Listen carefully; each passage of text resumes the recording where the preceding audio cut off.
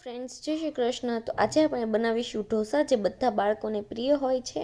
અને તમે ઘરે આ રીતે ઢોસા બનાવશો ને તો બાળકોને ખૂબ જ ભાવશે. તો અહીંયા આપણે 3 બાઉલ જે ખીચડિયા ચોખા આવે ને તે પલાળીને રાખ્યા છે. 1 બાઉલ અડદની દાળ, અને અડદની દાળમાં આપણે 1 ચમચી જેટલી મેથી ઉમેરી છે. તો આ બંને વસ્તુને 4 કલાક પહેલાં સારી રીતે ધોઈને પલાળી લીધું હતું. તો અત્યારે 4 થી 5 કલાક જેવું થઈ ગયું છે. તો હવે તેનું બેટર બનાવી લઈએ. તો ચોખા અને અડદની દાળ સારી રીતે પલળી ગયા છે. તો હવે તેનું આપણે બેટર બનાવીશું. તો બંનેમાંથી આપણે પાણી કાઢી લેવાનું છે. અને પછી આ રીતનો કાણાવાળો ચમચો લઈને 2 ચમચા જેટલા ચોખા મિક્સરની જારમાં ઉમેરવાના, અને 1 ચમચો અડદની દાળ ઉમેરવાની. અને હવે તેને આપણે મિક્સરની જારમાં ક્રશ કરવાનું.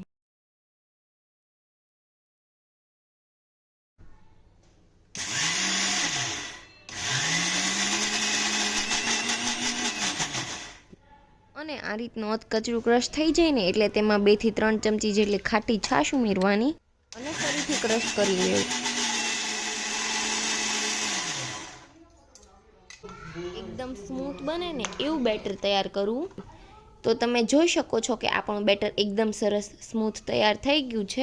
અને ચમચીથી આ રીતે ઊંચું કરો ને તો પટ્ટી પડે ને એ રીતનું બેટર બનાવવાનું. બહુ ઘાટું પણ નહીં રાખવાનું અને બહુ આછું પણ નહીં રાખવાનું, આ રીતનું રાખવું. તો બેટરને આપણે એક વાસણમાં લઈ લઈએ. તો બીજા બધા ચોખા અને અડદની દાળને આપણે આ રીતે જ પીસી લેવાનું છે. મિક્સ કરતું જવાનું અને પીસતું જવાનું.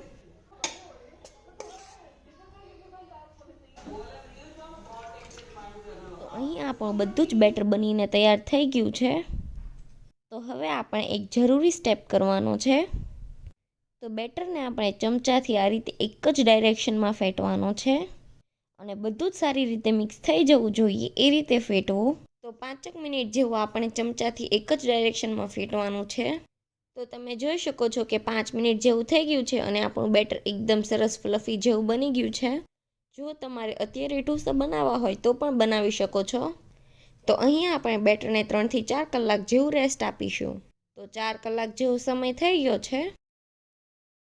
અને અત્યારે ઠંડીની મોસમ છે એટલે 3-4 કલાકમાં આથો નહીં આવે. જો તમે તેને ગરમ જગ્યાએ મૂકો તો આથો આવી જશે, પણ આમાં આથાની કોઈ જરૂર હોતી નથી. તો તમે જોઈ શકો છો કે 4 કલાક પછી બેટર એવું ને એવું જ છે.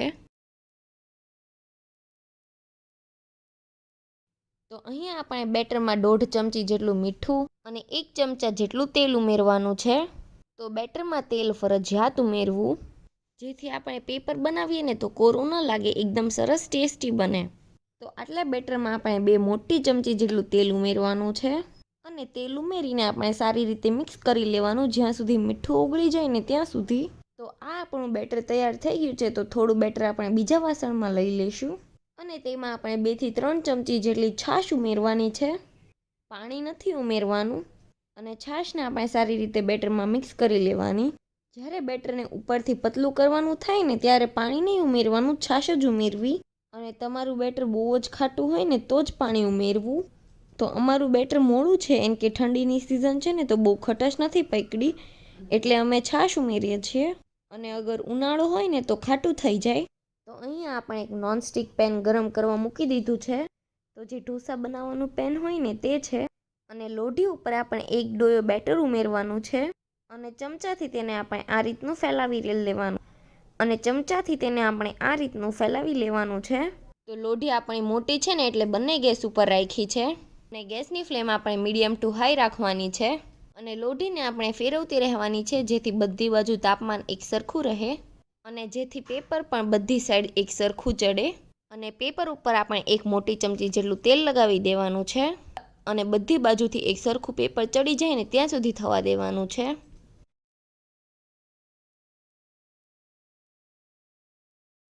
તો તમે જોઈ શકો છો કે પેપર આપણું એકદમ સરસ લાલ જેવું થઈ ગયું છે.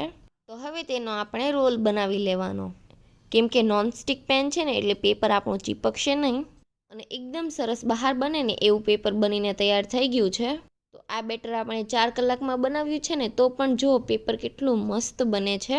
તો 5 કલાક બહાર રાખીને પછી ફ્રીઝમાં મૂકીને પછી ઢોસા બનાવો ને તો પણ બહુ મસ્ત બને છે. તો 4 થી 5 કલાક જેવું ફ્રીજમાં પણ રાખી શકો છો. તો બીજું પેપર પણ આપણે આ રીતે જ બનાવી લેવાનું. અને બીજું પેપર બનાવો ને એના પહેલાં લોઢીને આપણે એકદમ સારી રીતે સાફ કરી લેવાની અને પછી જ બીજું પેપર બનાવવાનું. તો બીજા પેપરને પણ આપણે પહેલાં પેપરની જેમ જ બનાવવાનું છે. તો તમે જોઈ શકો છો કે તે પણ બધી બાજુથી એકદમ સરસ બ્રાઉન કલર થઈ ગયો છે. તો તેનો પણ આપણે રોલ બનાવી લઈએ. તો તમે જોઈ શકો છો કે આપણા બંને પેપર એકદમ સરસ બનીને તૈયાર થઈ ગયા છે. અને જો તમારે કોઈ પણ ફેન્સી ઢોસા બનાવવા હોય તો આ બેટરમાંથી બનાવી શકો છો. અને જો તમને અમારો આ ઢોસાનો વિડીયો ગમ્યો હોય તો વિડીયોને લાઇક કરજો, શેર કરજો અને અમારી ચેનલને સબસ્ક્રાઈબ કરી દેજો. અને ઘરે આ રીતે ઢોસા એકવાર જરૂરથી ટ્રાય કરજો અને પછી અમને કોમેન્ટમાં પણ જરૂરથી જણાવજો. Thanks for watching.